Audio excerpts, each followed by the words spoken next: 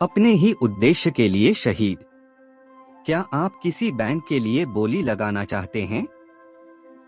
2020 के अंत में सेंट्रम ग्रुप के चेयरमैन जसपाल बिंद्रा के इस सवाल ने मुझे आश्चर्यचकित कर दिया। सेंट्रम के साथ मेरा रिश्ता तब शुरू हुआ था जब ग्रोव्स में एक बड़े खजाने को संभालने का अवसर खोने के बाद सेंट्रम के अधिकारियों ने भारत पे के शुरुआती दिनों में मुझसे संपर्क करने की जल्दी की थी।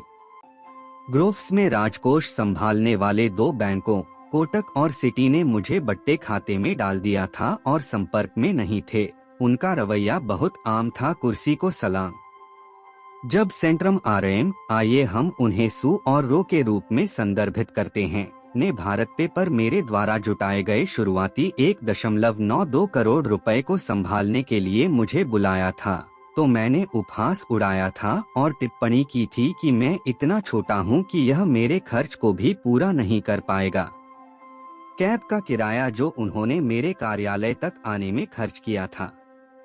जाहिर है उन्हें मुझ पर भरोसा था और बाद में उन्हें हमारे पूरे खजाने को संभालने का इनाम मिला, क्योंकि जब व्यवसाय छोटा था तो वे ही मेरे साथ काम करने को तैयार थे। इसी रिश्ते के दौरान मेरी मुलाकात उनके चेयरमैन जसपाल बिंद्रा से हुई, जिनका सवाल अब मेरे लिए उस प्रतिबद्धता को पूरा करने जैसा था जो मैंने अपने निवेशकों से महीनों पहले की थी।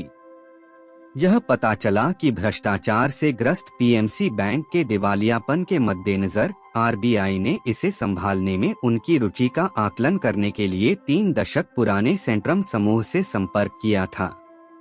पीएमसी बैंक में धोखाधड़ी का मामला सामने आया है। सितंबर 2019 में प्रकाश में आया, जब यह पता चला कि बैंक ने लगभग दिवालिया हो चुकी एचडीआईएल को दिए गए लगभग 7,000 करोड़ रुपए के बुरे ऋणों को छिपाने के लिए कथित तौर पर फर्जी खाते बनाए थे। बैंक में 10,000 करोड़ रुपए से अधिक की सार्वजनिक जमा राशि थी जो जोखिम में थी, और यही कारण है कि आरबीआई ने बैंक को मोरेटोरियम में डाल दिया था। जाहिर है बैंक बेहद संकट में था और उसे इसमें बदलाव लाने के लिए एक दूरदर्शी की जरूरत थी। जसपाल एक प्रसिद्ध स्टैंडर्ड चार्टर्ड बैंकर हैं, जिन्होंने अपनी सेवानिवृत्ति के बाद सेंट्रम में हिस्सेदारी हासिल कर ली। हालांकि वह जानता था कि कोई भी पीएमसी सौदे के लिए सेंट्रम को बैंकरोल नहीं करेगा और उसे एक भागीदार की आवश्यकता होगी। मुझे तुरंत एहसास हुआ कि यह स्वर्ग में बनी शादी थी। जबकि आरबीआई सेंट्रम को लाइसेंस देने को तैयार होगा, मैं भारत पे के रूप में पैसा ला सकता हूँ। यह तथ्य कि हमारे पास इसे डिजिटल बैंक में बदलने का अनुभव था, ने मुझे बिंद्रा को अपनी तत्काल सहमति दे दी। जब मैं 50-50 की साझेदारी के लिए सहमत हुआ तो मेरा उन्हें संदेश था, फ्रंट फुट पर खेलो। जनवरी 2021 में हमने आधिकारिक तौर पर पीएमसी के लिए बोली लगाई। संकटग्रस्त बैंक की दौड़ में अन्य बोलीदाताओं में लिबर्टी ग्रुप के संजीव गुप्ता के साथ साथ मुंबई और हैदराबाद के 2 व्यापारिक परिवार भी शामिल थे। मुख्य रूप से अफ्रीका में स्टील और खनन क्षेत्र में काम करने वाले एक अंतर्राष्ट्रीय समूह के सीईओ और अध्यक्ष होने के अलावा संजीव गुप्ता अपने वैश्विक व्यवसाय में वित्तीय सेवा परिसंपत्तियों का भी विस्तार कर रहे थे और बोली के लिए एकमात्र अन्य दावेदार थे। हालांकि ग्रीनसिल कैपिटल, जो लिबर्टी ग्रुप को वित्त पोषित कर रहा था, को मार्च 2021 में एक बड़े घोटाले में दिवालिया घोषित कर दिया गया था, जिसके कारण यूनाइटेड किंगडम के प्रधानमंत्री की भी जांच हुई। हम डिफॉल्ट विकल्प के रूप में उभरे। जबकि जनवरी और जून 2021 के बीच बोली प्रक्रिया चल रही थी, हमारा मुख्य व्यवसाय उन्नति पर था। न केवल हम बड़े पैमाने पर ऋण देने वाले एकमात्र फिनटेक थे, हमारा व्यवसाय एक जोखिम रहित व्यवसाय था, क्योंकि ऋण को अब इक्विटी के माध्यम से नहीं बल्कि अन्य ग्राहकों की P2P जमाओं द्वारा वित्त पोषित किया जा रहा था। अब बड़ी कहानी यह थी कि हम पहले फिनटेक बन सकते थे जिसे बैंकिंग लाइसेंस मिल सकता था। अप्रैल तक मैंने जीवन में एक बार मिलने वाले इस नए अवसर के साथ एक और फंडिंग राउंड की तैयारी शुरू कर दी थी। जबकि मैंने मई के लिए धन जुटाने के लिए अमेरिका की यात्रा की योजना बनाई थी। मार्च से अप्रैल 2021 में भारत एक घातक कोविड लहर की चपेट में आ गया था। इस समय यात्रा करना सबसे अच्छी बात नहीं थी, लेकिन मुझे पता था कि यह कुछ ऐसा था जिसे करना ही था, किया जाए। पिछली कोविड लहर के बाद के डेटा से पता चला था कि यूपीआई गोद लेने में एक बड़ी वृद्धि दर्ज की गई थी। इस बार भी कुछ अलग होने की संभावना नहीं थी और इस अवसर का लाभ उठाना ही था। यहाँ तक कि पहली कोविड लहर के दौरान भी हमने कार्यालय से एक भी दिन की छुट्टी लिए बिना काम किया था। वास्तव में मैं हमेशा से ही कोविड को खारिज करता रहा हूँ। हालांकि इससे कुछ कर्मचारी असंतुष्ट थे, लेकिन तथ्य यह है कि जिस तरह के उत्पाद हम बना रहे थे वह संभव नहीं होता अगर हम सभी कोविड के दौरान काम पर नहीं होते। टीम के संदर्भ में अब हमारे पास अधिक लोग हैं जिन पर मैं दिन प्रतिदिन का काम छोड़ सकता हूं। फरवरी 2021 में मैंने शार्दुल अमरचंद मंगलदास एसएम पार्टनर सुमीत सिंह को हमारे सामान्य परामर्शदाता के रूप में नियुक्त किया। मैंने ग्रोफ्स में धन जुटाने के दौरान उनके साथ बड़े पैमाने पर काम किया था। उनकी पहली विदेश यात्रा तब थी जब मैं उन्हें ग्रोफर्स राउंड क्लोजर के लिए सिंगापुर ले गया था। ग्रोफ्स छोड़ने के बाद मैं और माधुरी उनकी शादी के लिए जयपुर भी गए थे। बैंकिंग लाइसेंस प्राप्त करने का निर्णय लेने के बाद मुझे पता था कि कानूनी प्रक्रियाओं को संभालने के लिए मुझे किसी सक्षम व्यक्ति की आवश्यकता होगी। हालांकि उसे पाने के लिए मुझे न केवल उसे 80 लाख रुपए का ज्वाइनिंग बोनस और 1 करोड़ रुपए से अधिक की सीटीसी की पेशकश करनी पड़ी, बल्कि मुझे उसे ईएसओपी की भी पेशकश करनी पड़ी जो 1 साल में समाप्त हो जाएगी। वास्तव में वह मेरी नियुक्ति संबंधी गलती नंबर 3 और सबसे बड़ी गलती साबित हुई। बेशक माधुरी प्रशासन से संबंधित सभी मुद्दों, बैंकिंग परिचालन और विक्रेता भुगतान को संभाल रही थी, जिसका दायरा अब बढ़ गया है। वह सभी सुविधाओं, नए कार्यालयों के निर्माण और अन्य चीजों की प्रभारी होने के अलावा सेंट्रम के माध्यम से राजकोष भी संभाल रही थी। सुहेल के शामिल होने के बाद मैंने उनसे हर विभाग को बजट आवंटित करने के लिए कहा था। इन बजटों की ट्रैकिंग भी माधुरी ने ही की थी। दरअसल एक टाउन हॉल में सुहेल ने कहा था कि माधुरी ने बेहद आलोचनात्मक लेकिन कृतघ्न काम किया है। इस प्रकार का कार्यभार लेने के बावजूद यह एक सोचा समझा निर्णय था कि उन्हें CXO नियुक्त नहीं किया गया, क्योंकि वह और मैं दोनों नहीं चाहते थे कि कोई यह सोचे कि संस्थापक की पत्नी होने के कारण उन्होंने यह पद संभाला था। मैं जानता हूं कि अधिकांश संस्थापकों की तुलना में हमने प्रबंधन के साथ बेहतर व्यवहार किया। हालांकि बाद में यह ऐसा कुछ नहीं है जिसकी मैं अनुशंसा करूंगा। मेरा अनुभव मुझे बताता है कि एक संस्थापक के रूप में आपको अपना प्रबंधन निष्पक्ष रूप से अपने नीचे रखना होगा और आपको चीजों को संस्थागत बनाने में जल्दबाजी नहीं करनी चाहिए। वास्तव में पेशेवर योग्यता वफादारी और जोखिम लेने की क्षमता से अधिक नहीं हो सकती। एक क्षेत्र जहां मैं कुछ शुरुआती समस्याएं देख रहा था, उसका संबंध सुहेल और जसनीत से था। इन दोनों को एक साथ घूमते हुए देखा गया था। कार्यालय में बड़े पैमाने पर एक अन्य सहयोगी सेल्स टीम के साहिल चावला के साथ, जिनकी अत्यधिक राजनीतिक और गपशप फैलाने वाली छवि थी। मनोनीत सीईओ के रूप में सुहेल का कुछ लोगों के समूह के साथ घूमना अच्छा नहीं रहा, क्योंकि इससे उनकी स्थिति कमजोर हो गई। जसनीत के लिए भाविक सहित अधिकांश लोगों को लगा कि इस एसोसिएशन ने उन्हें कर्मचारियों के बीच विश्वास जगाने में जरा भी मदद नहीं की। आमतौर पर लोगों के प्रति बेहद संवेदनशील रहने वाली माधुरी को भी जसनीत के काम करने का तरीका बहुत अच्छा नहीं लगता था। हालांकि मैं उम्मीद कर रहा था कि परिपक्व पेशेवर के रूप में सुहेल और जसनीत दोनों को इसका एहसास होगा और सिस्टम में स्थापित होते ही इन मुद्दों को ठीक कर देंगे।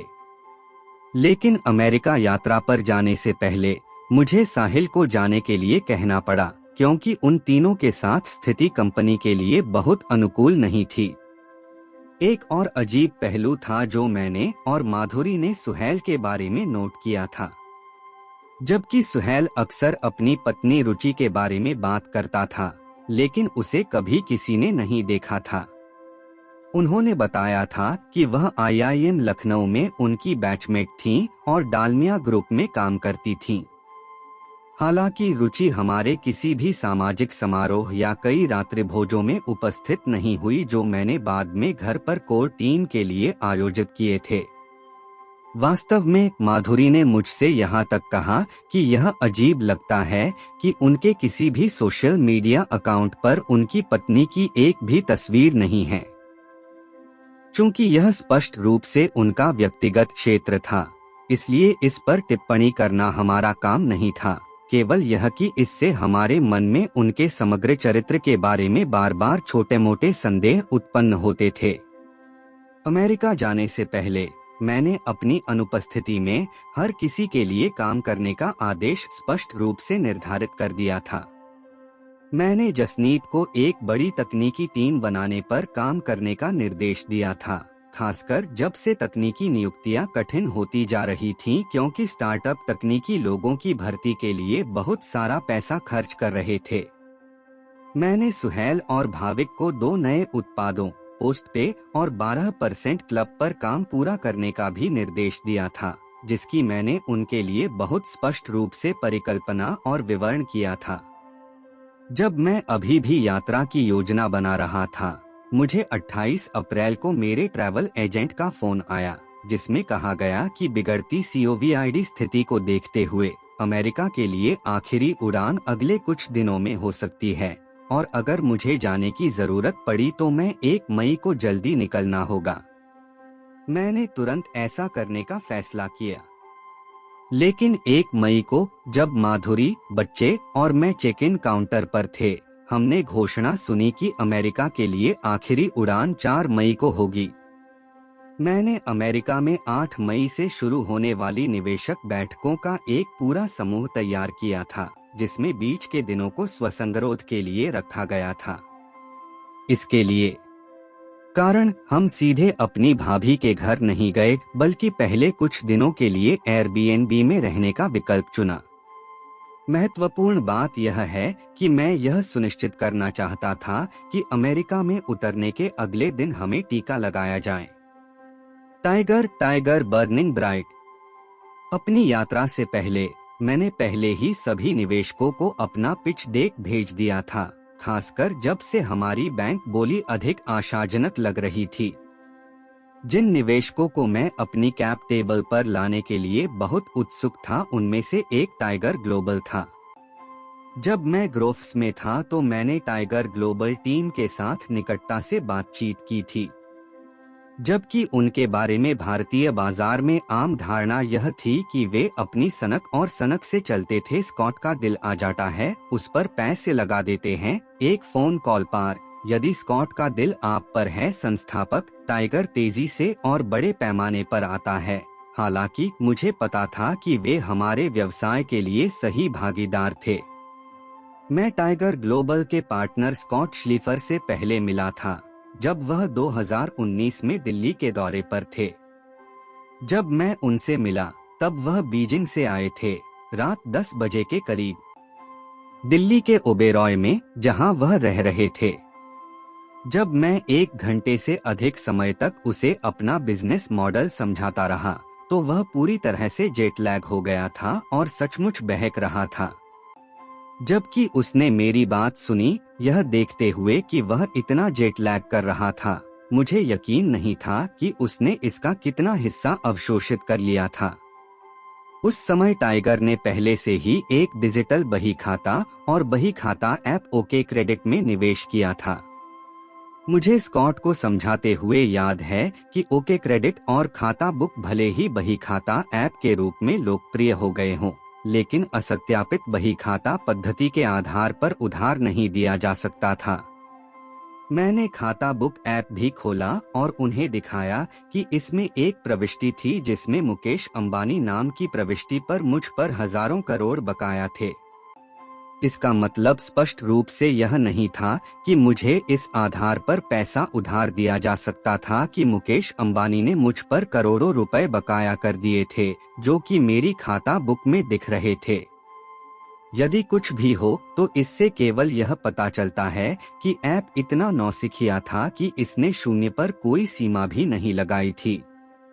जबकि अमेरिकी अर्थव्यवस्था में मैं आपका ऋणी हूँ पर्याप्त हो सकता है, भारत में मैंने समझाया कानूनी अनुबंधों के तहत प्राप्य को लागू करना अदालतों में एक लंबी प्रक्रिया है।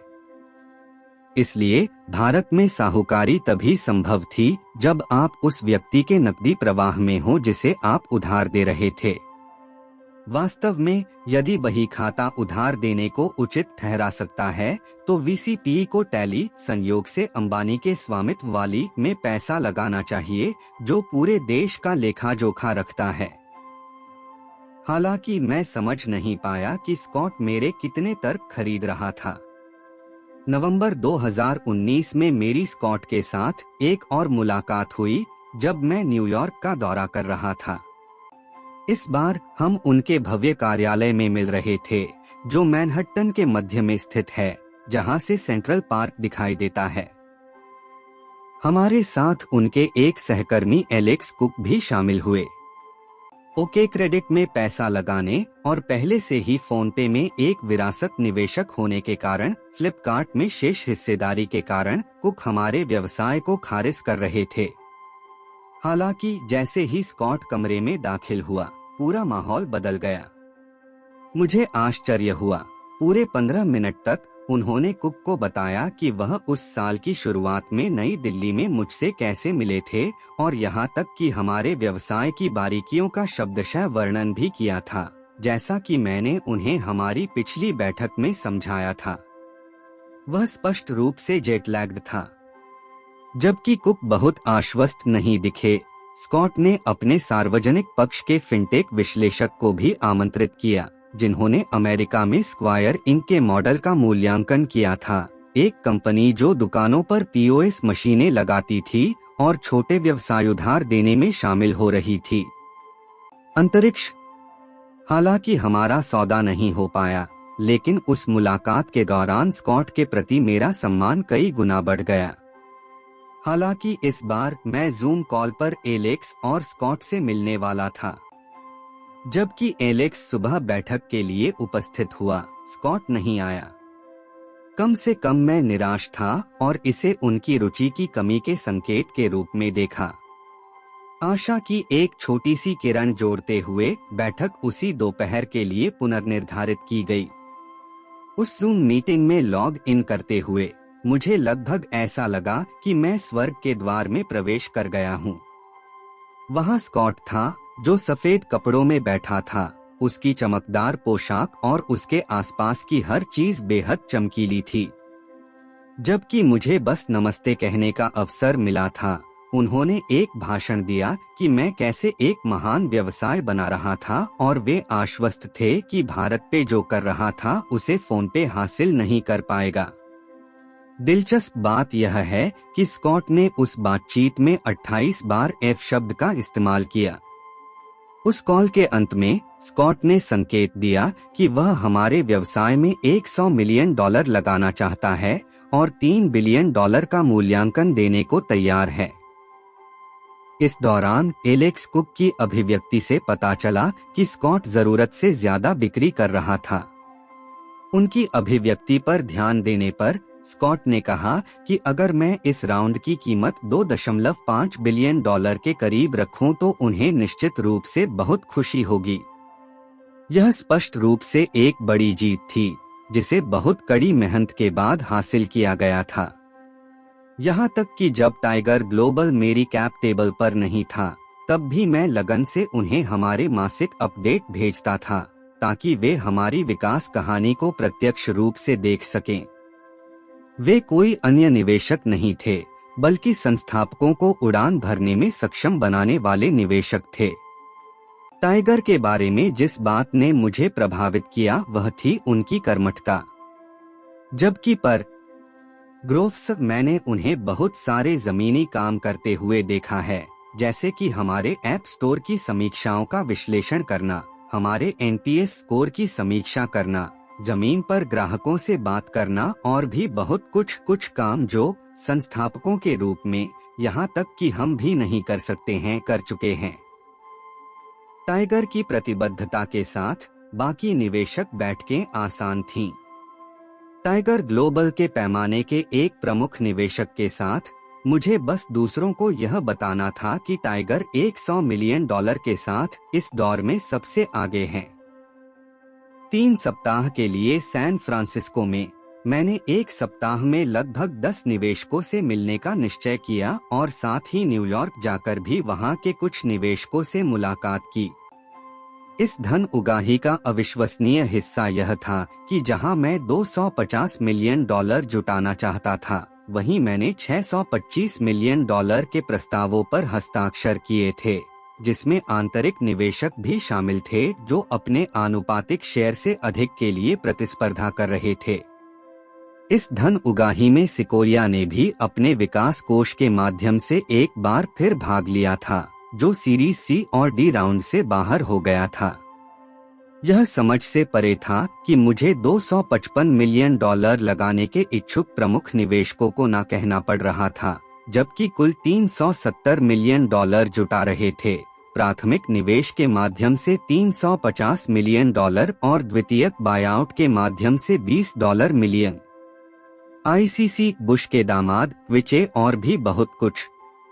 दिसंबर 2020 की शुरुआत में मैंने भारत पे को आईसीसी विश्व कप का प्रायोजक बनने का निर्णय लिया था।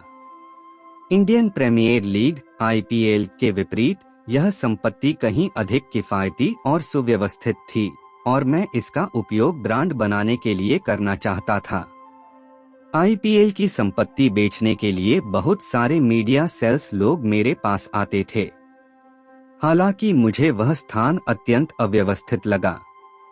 अकेले टीम की जर्सी पर लोगों की संख्या ही हैरान कर देने वाली थी। मुझे याद है कि मैंने खिलाड़ी के नितंब पर हमारे क्यूआर कोड के साथ भारत पे लोगो लगाने की पेशकश की थी। यह एकमात्र जगह थी जिसे आईपीएल फ्रेंचाइजी ने पहले ही नहीं बेचा था। जबकि विज्ञापन बिक्री वाले ने सोचा कि मैं गंभीर नहीं था, मैं केवल आधामजाक कर रहा था। यदि उन्होंने इसकी अनुमति दी होती तो वे हमें भी इसमें शामिल कर लेते। हालांकि दिसंबर 2020 में मैंने अंतर्राष्ट्रीय क्रिकेट परिषद आईसीसी के साथ एक समझौता किया, जबकि उनके पास प्रस्ताव पर 2 प्रकार के प्रायोजन थे, वैश्विक उच्च और आधिकारिक निचला। भारत पे या हमारे समूह ब्रांडों में से एक ने पहले और तीसरे वर्ष के लिए वैश्विक प्रायोजक बनने की पेशकश की, जिसमें 2-0 और दोनों शामिल होंगे। वनडे विश्व कप मूल रूप से भारत के लिए निर्धारित है और दूसरे वर्ष के लिए आधिकारिक प्रायोजक ऑस्ट्रेलिया में 2-0 विश्व कप $27 मिलियन। उनका पहला कार्यक्रम आईसीसी विश्व टेस्ट चैंपियनशिप था और मैंने अमेरिका से वापस आते समय साउथहैम्पटन में 5 दिवसीय भारत न्यूजीलैंड मैच देखने का फैसला किया। मुझे एक अच्छे दोस्त भाविन तुराखिया, जो कि एक सीरियल उद्यमी है, ने आमंत्रित किया था, जो अपने भाई के साथ भारत के सबसे अमीर लोगों में से एक है, मध्य लंदन में अपने घर पर रहने के लिए। उस समय यूके में सख्त संगरोध नियम होने के कारण मैंने सोचा कि एक सीओवीआईडी होटल में रहने के बजाय उसके साथ रहना कहीं अधिक सुविधाजनक होगा और इसलिए मैंने उसके दयालु प्रस्ताव को स्वीकार कर लिया। उस समय यूके में एक नियम था जिसके तहत आपको 10 दिनों के लिए संगरोध करना था, लैंडिंग से दूसरे और 8वें दिन खुद का परीक्षण करना था और अपने परीक्षण परिणामों की रिपोर्ट करना था। आप संगरोध से पहले बाहर आने के लिए 5वें दिन एक अतिरिक्त परीक्षण भी कर सकते हैं। मुझे यह परीक्षण अतार्किक लगा। यदि दूसरे दिन मैं नकारात्मक हूं, तो स्पष्ट रूप से मैं अपने साथ सीओवीआईडी नहीं लाया हूं और आदर्श रूप से आगे कोई संगरोध नहीं होना चाहिए। हालांकि सरकारों के साथ तर्क काम नहीं करता है और मुझे लगता है कि यूके सरकार पर्यटकों को रोकना चाहती थी या शायद राष्ट्रीय स्वास्थ्य सेवा NHS की लागत को कवर करने के लिए कुछ पैसे कमाना चाहती थी। भाविन का घर ऑक्सफोर्ड स्ट्रीट के ठीक पीछे एक शानदार 4 मंजिला टाउन हाउस है और हमें पूरी मंजिल दी गई थी। उतरने के एक दिन बाद, जबकि हमें स्वसंगरोधित होना था, बच्चे काफी बेचैन थे और बाहर निकलना चाहते थे। हमारे उतरने पर हमारे पास पहले से ही दूसरे दिन के परीक्षण के लिए परीक्षण किटें पहुंचा दी गईं। मुझे इन परीक्षण किटों की तस्वीरें खींचने का मौका मिला और मैं बच्चों को हाइड पार्क ले जाने के लिए आगे बढ़ा। जब हम पार्क में थे, मुझे NHS से एक फोन आया। मैं यह पुष्टि करना चाहता था कि हम क्वारंटाइन कर रहे हैं। पृष्ठभूमि में पार्क में बच्चों की चीखें सुनकर महिला ने मुझसे उन परीक्षण किटों के बार कोड को पढ़ने के लिए कहा जो हमें मिलने वाले थे, ताकि यह सुनिश्चित हो सके कि हम वास्तव में घर पर ही थे। शुक्र है मैं अपने फोन पर मौजूद तस्वीरों के कारण वह परीक्षा पास कर सका, लेकिन यह हमारे लिए भाविन के घर वापस जाने के लिए काफी डराने वाला था। अगले दिन भाविन के भाई दिव्यांग का भी लंदन जाने का कार्यक्रम था। बटलर ने हमें सूचित किया कि दिव्यांग के हवाई अड्डे से पहुंचने से पहले ही पुलिस अधिकारी घर पर आए थे और पूछताछ की थी कि क्या वह पृथकवास में रह रहे हैं। इस तथ्य ने हमें आश्चर्यचकित कर दिया था। अगली सुबह हम दिव्यांग और उसकी गर्लफ्रेंड से कुछ देर के लिए मिले। एक दिन बाद घर में एक और सज्जन हमारे साथ शामिल हुए। जब हम उनसे मिले तो वह केंद्रीय प्रांगण में अच्छे से सजाए गए नाश्ते का आनंद ले रहे थे। मैंने तुरंत अपना परिचय भाविन के दोस्त के रूप में दिया और बातचीत के दौरान पूछा, उन्होंने क्या किया? इस पर उन्होंने जवाब दिया कि उन्होंने नेटफ्लिक्स के लिए एनिमेटेड फिल्में बनाई हैं। इससे मेरे बेटे की जिज्ञासा बढ़ गई, जिसने पूछा कि क्या वह कार्टून बनाता है, लेकिन जब उसे बताया गया कि उसकी सामग्री वयस्कों के लिए है, तो उसने तुरंत रुचि खो दी। हालांकि माधुरी ने देखा कि हम में से उस स्थान पर मूल अतिथि होने के नाते बटलर का ध्यान अब पूरी तरह से इस सज्जन पर केंद्रित था। वह ध्यान पालक और उन विदेशी फलों में दिखाई दिया जो इस सज्जन के पास थे और जो हमारे मित्रवत बटलर ने हमें उस सुबह नहीं दिए थे। इस व्यवस्था से खुश नहीं होने पर मजाक में माधुरी मेरे और उस सज्जन के बीच की खाली सीट पर जाकर बैठ गई और क्विक का एक टुकड़ा फाड़कर खुद को उस पर बिठा लिया। सज्जन ने स्वयं हमें इसकी पेशकश न करने के लिए लगभग माफी मांगी। आखिरी दिन ही जब हमें निकलना था और मैं दिव्यांग को उसके आतिथ्य के लिए धन्यवाद देने गया, तो उसने मुझसे पूछा कि क्या मुझे उसके दोस्त के साथ समय बिताने का मौका मिला था। मेरे यह कहने पर कि मैं उनसे केवल कुछ ही समय के लिए मिला था, उन्होंने मुझे बताया कि उस सज्जन का नाम क्रेग कोएने था और उन्होंने बारबरा बुश से शादी की थी, एक ऐसा नाम जो मुझे पसंद नहीं आया। हालांकि मैंने यह समझ लिया था कि वह काफी महत्वपूर्ण व्यक्ति था। इस समय तक माधुरी और बच्चे पहले से ही कार में थे, क्योंकि हम अगले कुछ दिनों के लिए माधुरी के दोस्त के यहाँ शिफ्ट हो रहे थे। कार के पास पहुँचते ही मैंने माधुरी से मजाक किया, ट्यून जरूर कुछ पंगा किया है, अब आपने क्या किया है? और उससे जल्दी से क्रेग कॉइन उस सज्जन व्यक्ति को गूगल करने के लिए कहा, जिसका जूठा उसने अनाप शनाप खाया था। निश्चित रूप से यह पता चला कि जिस सज्जन की बात की जा रही है वह पूर्व अमेरिकी राष्ट्रपति जॉर्ज बुश के दामाद थे। इससे उस दिन पुलिस के आने के बारे में बटलर की टिप्पणी स्पष्ट हो गई। जिस दिन वे उतरे थे, पूरी संभावना है कि गुप्त सेवा उसके आगमन पर जांच कर रही थी। मैं माधुरी की सहेली के घर पहुंचा और मैच देखने का कार्यक्रम बनाया। मुझे सुबह 7 बजे ही एक कॉल आया जो गेम चेंजिंग था। जसपाल बिंद्रा ने मेरी खुशी से कहा, हमने पीएमसी की बोली जीत ली है। आधिकारिक तौर पर अब हम बैंकिंग लाइसेंस के साथ देश में एकमात्र फिनटेक थे। हालांकि न्यूजीलैंड ने भारत को हराकर मैच में इतिहास रच दिया, लेकिन हार अब उतनी भारी नहीं लग रही थी। मैंने पहले ही इतिहास रच दिया था। वापस घर, काम पर वापस मैं कुछ सुखद घटनाओं से गुजर रहा था।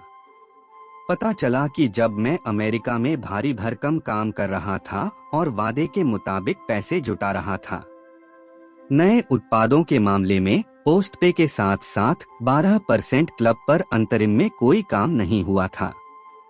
जब मैंने भाविक से पूछा कि क्या हो रहा है, तो उसने जवाब दिया, मुझे आपसे बात करनी है, लेकिन ऑफिस में नहीं। जब वह मुझसे मेरे घर पर मिले तो उनका स्पष्टीकरण था, टेक टीम उड़ गई है। टेक टीम के एक बड़े हिस्से ने इस्तीफा दे दिया था। तकनीकी टीम, जिसमें मेरे जाने के समय लगभग 60 लोग थे, अब जाहिरा तौर पर घटकर 40 रह गई है। भाविक ने आगे कहा कि नियुक्ति उनका काम नहीं है। जब मैंने पूछा कि जसनीत क्या कर रही है, तो उसके जवाब ने मुझे चौंका दिया। जसनीत और सुहेल एक दूसरे को देख रहे हैं। दरअसल सुहेल उसके साथ रहने लगा है। उन्होंने कहा, कार्यस्थल पर माहौल काफी अस्वस्थ है। मुझे पूरा यकीन था कि जसनीत को जाना होगा। ध्रुव, हमारे सीईओ, ने मुझे सूचित किया कि अगर मैंने जसनीत को इस समय जाने के लिए कहा तो मैं 1 करोड़ रुपए के ESOP बचा सकता हूं, जो जल्द ही निहित हो जाएंगे। हालांकि मैं ऐसे समय में कोई नाटक नहीं चाहता था जब कंपनी बैंक के अधिग्रहण और सीरीज ई को बंद करने के कगार पर थी। यह और बात है कि जैसे ही उसके ESOP द्वितीयक में निहित और भुनाए गए, उसने इसे डाल दिया। अगले ही सप्ताह उनका इस्तीफा। जसनीत के बारे में माधुरी का शुरुआती पाठ सच हो गया था। क्या आप जानते हैं कि जसनीत ने इस्तीफा दे दिया था? मुझे नहीं पता था। सुहेल ने अपने इस्तीफे के बाद मुझसे यह कहने का साहस किया। मैं इस बात से काफी अचंभित था कि जबकि पूरे संगठन को उनके अफेयर के बारे में पता था, मुझे विश्वास था कि सुहेल को उसके इस्तीफे के बारे में पता नहीं था। हालांकि मैंने उसे जाने दिया। अब मुझे यकीन हो गया था कि मैं किसी ऐसे व्यक्ति के साथ काम कर रहा हूं जिस पर भरोसा नहीं किया जा सकता।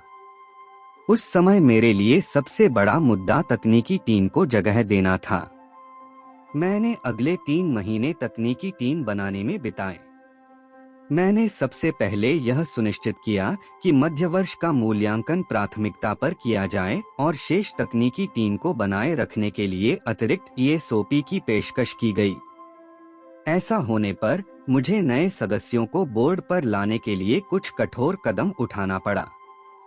जाहिर है, हमारे तकनीकी साक्षात्कारों में रूपांतरण दर बहुत खराब थी। मुझे बताया गया कि क्रेड की रूपांतरण दर अच्छी थी। आगे की जांच करने पर मुझे पता चला कि जब क्रेड ने एक ऑफर लेटर दिया तो उसने संभावित कर्मचारी को एक लैपटॉप भी दिया। मुझे पता था कि हमें प्रस्ताव बेहतर करना होगा। हमारे भर्ती विज्ञापनों ने इस प्रकार काम किया। औसत इंजीनियर का वेतन 20 लाख रुपए प्रति वर्ष था। हम हेडहंटर्स को इसके अलावा कमीशन के रूप में लगभग 3 लाख रुपए का भुगतान भी कर रहे थे।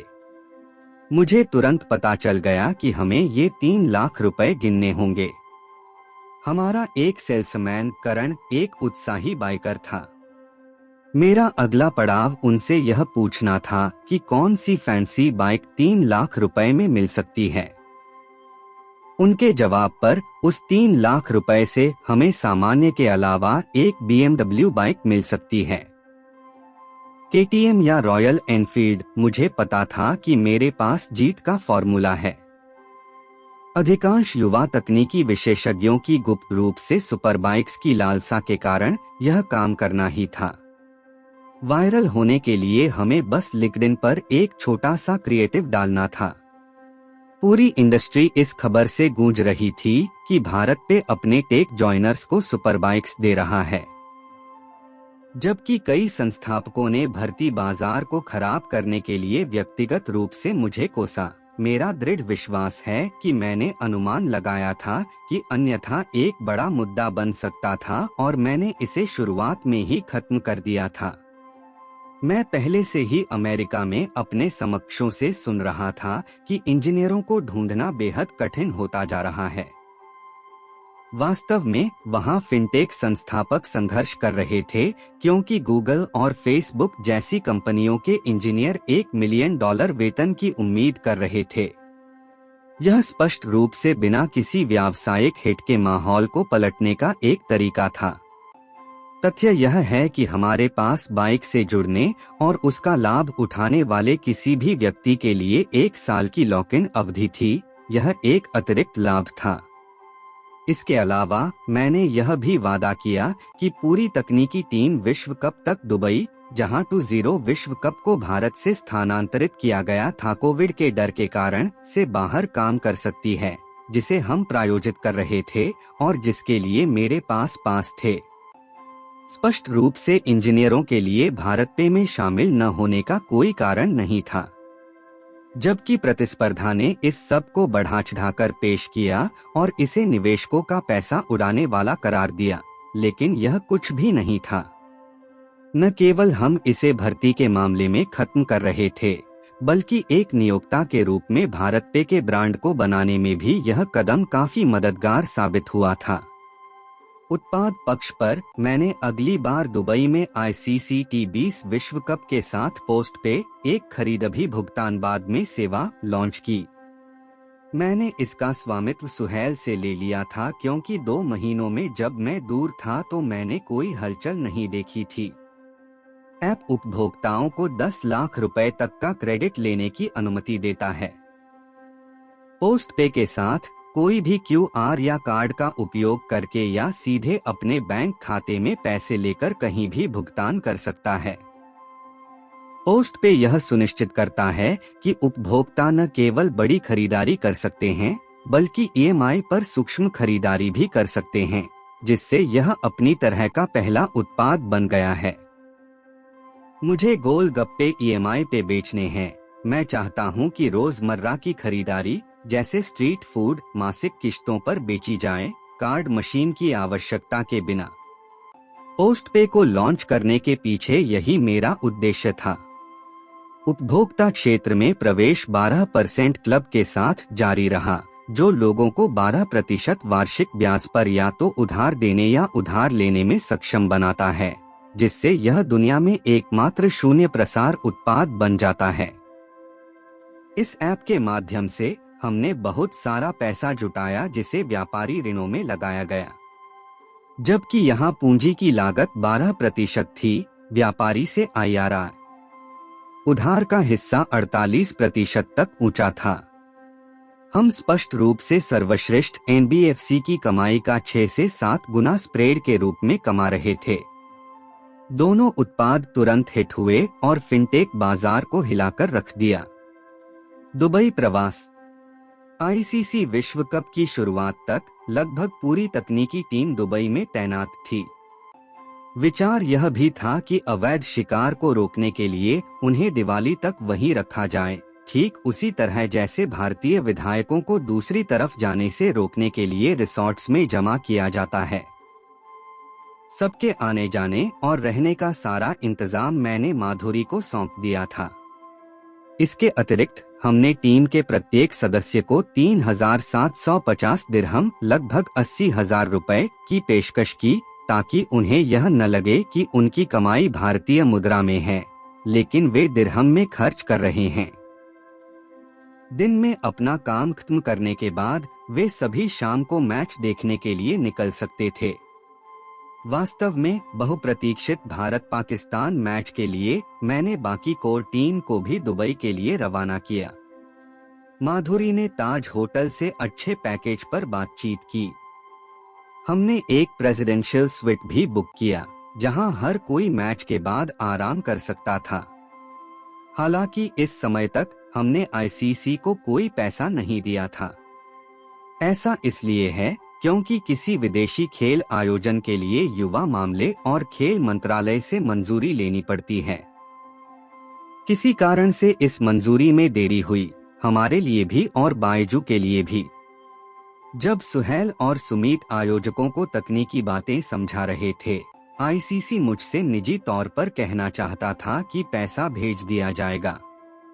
हमने 3 साल के लिए लगभग 200 करोड़ रुपए का वादा किया था, लेकिन हमें भारत से प्रेषण पर जीएसटी के रूप में 36 करोड़ रुपए अतिरिक्त चुकाने होंगे।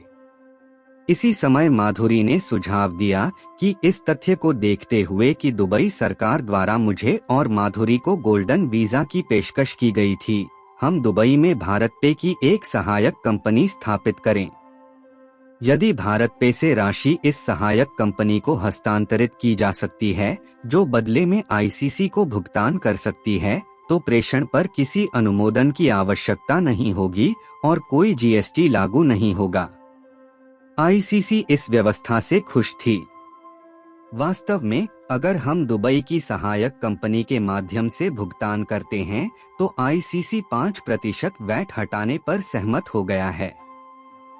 इस संरचना का निर्माण करके माधुरी ने व्यवसाय के लिए 5 मिलियन अमेरिकी डॉलर की बचत की। इस प्रकार दुबई यात्रा का भव्य समापन एक नाव की सवारी के माध्यम से हुआ, जिसे मैंने टीम के कुछ मुख्य सदस्यों के लिए आयोजित किया था। नाव भाविन तुराखिया की थी, जिन्होंने बहुत दयालुता से इसे मुझे उपयोग के लिए पेश किया था। मैं दुबई में था। यहाँ भी हमें आश्चर्य हुआ। सुहेल के साथ इनोवेन कैपिटल की तराना लालवानी भी आई, जिसके जरिए हमने थोक उधारी की थी। हालांकि इस बारे में कुछ गपशप थी कि लोगों ने उन्हें पहले कई मौकों पर एक साथ देखा था और उनके एक दूसरे के साथ लगातार यात्राएं करने के बारे में एक आधिकारिक समारोह में उनका दिखना सभी के लिए थोड़ा आश्चर्य की बात थी। यह विशेष रूप से तब जब सुहेल ने उल्लेख किया था कि उसकी कथित पत्नी भी दुबई यात्रा पर हमारे साथ शामिल होगी, जो निश्चित रूप से नहीं हुआ। मेरी अगली दुबई यात्रा के दौरान भी मेरी मुलाकात सुहेल से हुई। मैं इस बात से अनभिज्ञ था कि वह दुबई में क्यों था। एक घातक गलती। पीछे देखने पर यही वह समय था जब मैंने निर्णय लेने में गलती की, जिसकी मुझे बड़ी कीमत चुकानी पड़ी। बैंक लाइसेंस जीतने के बाद जसपाल बिंद्रा के साथ बैठक के लिए भाविक और मैं सुहेल और सुमीत के साथ मुंबई में थे। रात में जब मैं अपने कमरे में सो गया, बाकी लोग भाविक के कमरे में शराब पीते रहे। अगली सुबह भाविक मेरे साथ कुछ साझा करना चाहता था।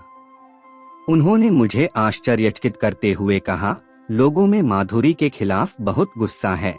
मेरे पूछने पर उन्होंने कहा कि वे बजट पर उनके प्रति जवाबदेह नहीं होना चाहते क्योंकि वह CXO नहीं है। भाविक ने मुझे बताया, अगर माधुरी को बोर्ड सीट दी जाती है तो मैं मार्च तक पद छोड़ दूंगा। सुहेल ने कल रात हमसे कहा। संस्थापक के रूप में शाश्वत और मेरे बीच हमारे पास 4 बोर्ड सीटें थीं। मैंने सोचा था कि हम एक बोर्ड सीट सुहेल को देंगे और दूसरी माधुरी को, जबकि मैं सुहेल का बयान सुनकर हैरान रह गया, क्योंकि मैं उसे बढ़ावा देने के लिए अपने रास्ते से बाहर जा रहा था। मैंने व्यवसाय के विकास के चरण में बहुत अधिक जोखिम न उठाने का फैसला किया। इसलिए इस फीडबैक के आधार पर मैंने चौथी बोर्ड सीट खुली रखने का फैसला किया।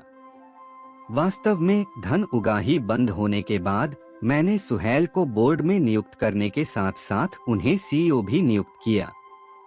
उम्मीद है आपने इस फैसले पर सोच विचार कर लिया होगा, मिकी मल्का ने मुझसे फोन कॉल पर कहा। मिकी ने एक बोर्ड मीटिंग बुलाई और मुझे बोर्ड के सामने यह दोहराने के लिए कहा कि मेरे द्वारा सुहेल को CEO के रूप में पदोन्नत करने और उसे बोर्ड में शामिल करने से भारत पे के प्रति मेरी जिम्मेदारी कम नहीं होगी और मैं इसका CEO बनूंगा। करता धरता। उनके मुताबिक उनका पैसा मुझ पर सवार था और उन्हें सुहेल की कोई परवाह नहीं थी। अंत में यही वह समय था जब मुझे माधुरी को बोर्ड में नियुक्त करना चाहिए था। वह मेरी बोर्ड सीट थी कि नहीं, प्रबंधन या निवेशक, और मुझे इस पर निर्णय लेने का एकमात्र अधिकार था। स्पष्टतः सुहेल के पास मुझे यह बताने का कोई काम नहीं था कि वह बोर्ड की सीट किसके साथ साझा करेगा। अंत में मैं अपने हितों की रक्षा करने के बजाय कंपनी की वृद्धि और डिलीवरी को देखकर अंधा हो गया था। जैसा कि एक मित्र ने पूरी कहानी सामने आने के बाद ठीक ही कहा था, आप वही कर रहे थे जो व्यवसाय के लिए सही था, लेकिन अपनी बाली चढ़ा दी, आप अपने ही कारण शहीद हो गए।